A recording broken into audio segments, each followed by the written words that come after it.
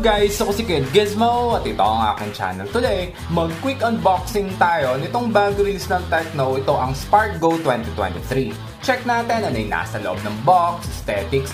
Tara, unbox na natin.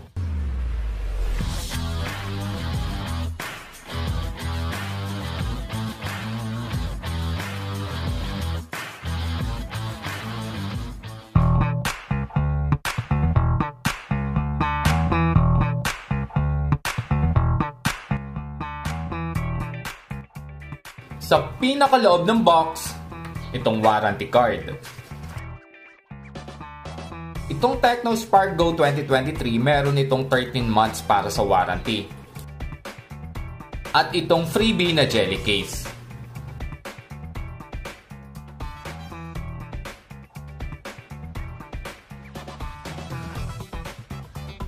SIM ejector. At itong sync cable o charging cable, ang okay dito kahit entry level lang ito guys, ito ay USB Type-C. At itong head charger. Ang Tecno Spark Go 2023, ito ay supported lang ng 10 watts. So guys, napansin ko wala ito ngayong earphones o headset. Next, punta na tayo mismo ngayon sa unit.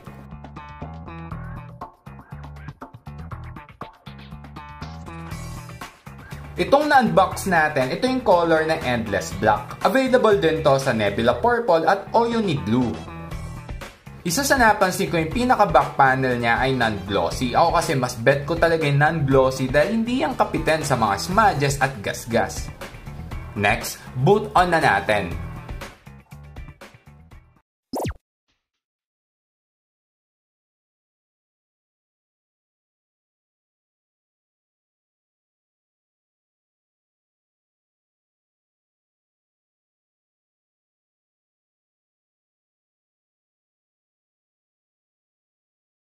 So guys, nag-boot on na siya. Isang napansin ko, matagal siyang mag-boot. Around 4 minutes kung di ako nagkakamali. Isa ring napansin ko, yung pinaka-screen niya ay may nakalagay na screen protector or screen guard.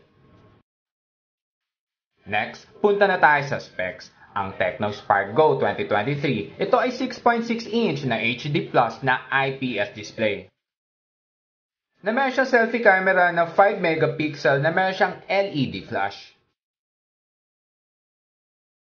Ang Tecno Spark Go 2023, meron itong dalawang variant, yung 364 na SRP nun ay 3,499 pesos at 464 naman para sa SRP na 3,699 pesos. Itong na-unbox natin, ito yung 464 na variant, pero itong 4GB RAM nito ay meron tong Fusion RAM. So punta ka lang dito sa Special Function, dito sa Memory Fusion. So ayan guys, ang default nito ay +1 pero pwede ka naman mamili kung 1, 2, or 3. Ang chipset na nandito ay medyo dito lang tayo binawian dahil ito ay quad-core na Helio A22. Mag-game test tayo. Gamit ko ay IPGA Bluetooth controller para sa PSP emulator.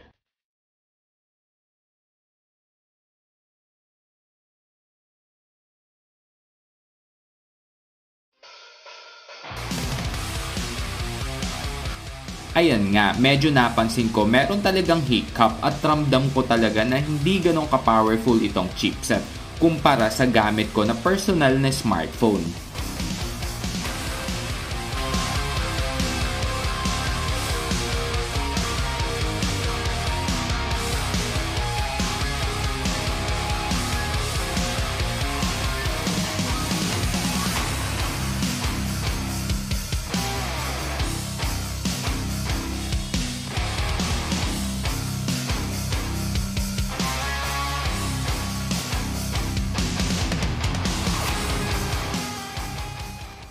Ang Tecno Spark Go 2023, ito talaga ay dual camera lang na ang main shooter nito ay 13 megapixel at QVGA naman para sa pangalawang camera. Ito naman ang LED flash at nasa back panel din niya ang fingerprint scanner.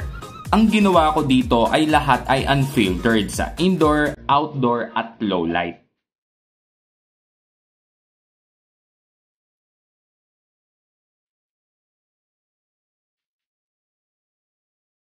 Nag-test din ako dito kung meron itong video stabilizer. Dalawang settings lang meron itong video recording, yung 1080p at 720p na meron lang 30 fps. Bad news lang, napansin ko maalog ang video. Pero pag sa steady ay okay naman.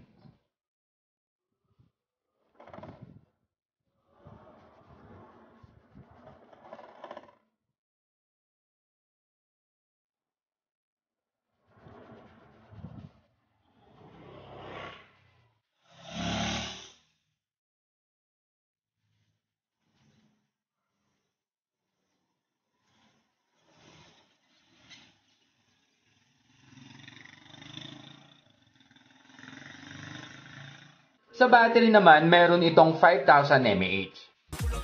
Dagdag details ko lang. Sa right side nga itong volume rocker at power button / on-off switch. Isa ring napansin ko yung pinaka-frame niya ay flat edge.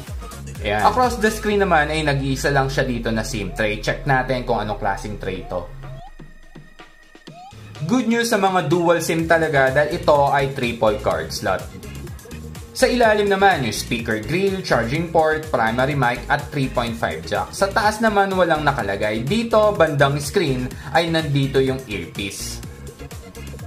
Next, explore naman natin yung user interface nitong Tecno. Check natin kung anong Android version to at check na rin natin kung marami itong mga bloatware.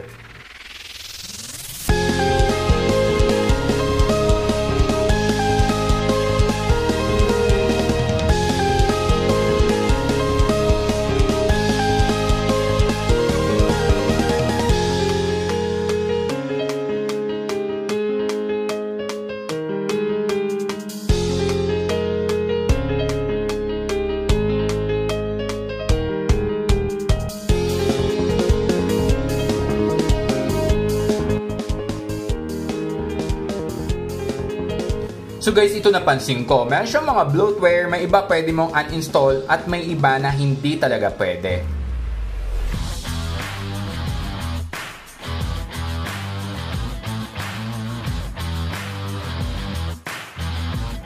So yun lang guys, hanggang sa mga susunod na mga quick unboxing. A peace!